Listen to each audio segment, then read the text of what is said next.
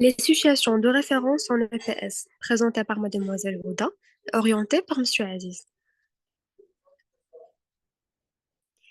Situation de référence, c'est une situation typique de mise en activité, non finalisée pour un apprentissage particulier, permettant de confronter l'élève au problème fondamental de l'activité sportive. Elle conserve le sens de l'activité aux yeux de l'élève, forte charge émotionnelle, et constitue un repère stable auquel il peut se référer. Elle est donc totalisante, c'est-à-dire globalisante, et doit exprimer la contradiction essentielle de l'activité. Elle est construite en cohérence avec la logique interne de l'activité. Elle a pour, elle a pour visée première l'émergence des problèmes et l'évaluation de l'élève et non l'apprentissage à proprement parler.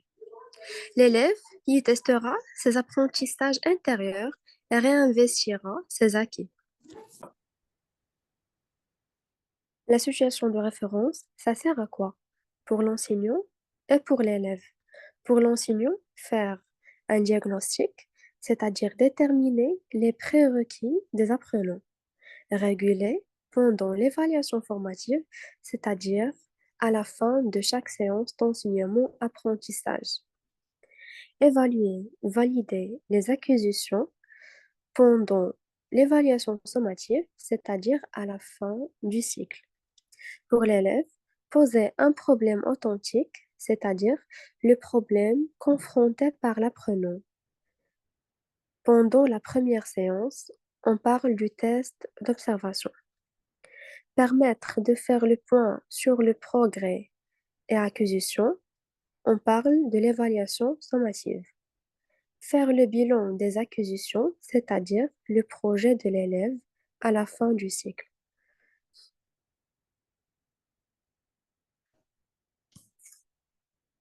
La situation de référence, sous quelles conditions? La situation de référence est l'objet d'enseignement. La situation de référence, différencier, être authentique, poser un problème, être une forme scolaire de pratique.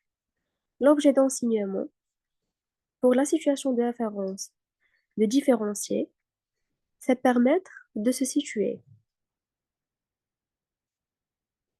L'objet d'enseignement, d'être authentique, c'est l'apprentissage. L'objet d'enseignement, de poser un problème, c'est apporter une réponse. Et l'objet d'enseignement, d'être une forme scolaire de pratique, sont les compétences à acquérir. La situation de référence, sous quelles conditions? La situation de référence doit être faisable, c'est-à-dire adaptée au contexte, l'élève, l'établissement, matériel, etc. Être pertinente, c'est-à-dire en lien avec un objet d'enseignement. Permettre de se situer, c'est-à-dire les critères de réussite. Observable, indice, indicateur. Avoir du sens, c'est-à-dire rester authentique. Respecter le sens profond de l'activité sportive, mais aussi être adorable partout. Être éducatif, c'est-à-dire permettre l'expression des thèmes éducatifs, la citoyenneté, santé, etc. La situation de référence et l'évaluation diagnostique. Elle permet de faire le point sur les conduites des élèves ou d'un groupe d'élèves par par des indicateurs chiffrés. Par exemple, sport collectif, basketball, football, handball. Déterminer l'indice, nombre de ballons parvenus en zone favorable de tir, sur le nombre de possessions. Ça détermine la capacité à progresser vers la cible adverse. La situation de référence est l'évaluation formative. Formatrice pour l'élève et formative pour l'enseignant.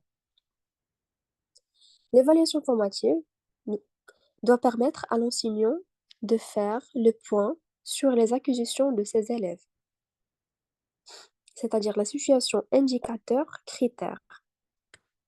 Pour l'évaluation formatrice, permet à l'élève de se situer par rapport aux acquisitions au niveau de pratique et les critères de réussite, c'est-à-dire j'ai réussi si. Un même critère peut être une évaluation formative pour l'enseignant et formative et formatrice pour l'élève. Bien. La situation de référence et l'évaluation finale. Il faut savoir des outils, des principes, des idées, des proportions, des propositions, ainsi des indices et des grilles. Comment évaluer et quoi évaluer? On évalue l'efficacité, c'est-à-dire la performance. On évalue l'acquisition, c'est-à-dire la maîtrise. On évalue les compétences méthodologiques, c'est-à-dire le projet et l'observation. On évalue les compétences sociales, c'est-à-dire les rôles sociaux. La situation de référence et l'évaluation bilan. Enseigner par compétence, s'appuyer sur une situation de référence, faire appel à une pédagogie des niveaux différenciés et à une pédagogie des indicateurs pour évaluer doit, premièrement, permettre de dresser un bilan de compétences en début de cycle, guider l'enseignant et l'aider à structurer ses apprentissages pour faire face à l'hétérogénéité d'un groupe, renseigner l'élève sur son niveau de compétence et lui permettre d'avoir une connaissance du résultat, aider l'élève à se mettre en situation de réussite et non de recevoir une note sanction, faire un bilan des acquisitions des élèves, permettre de noter de manière à dépasser la simple notation de performance en prenant en compte et en valorisant les acquisitions. Pour conclure, les situations de référence donnent du sens aux situations d'apprentissage et permettent à l'élève de s'engager dans un projet d'action.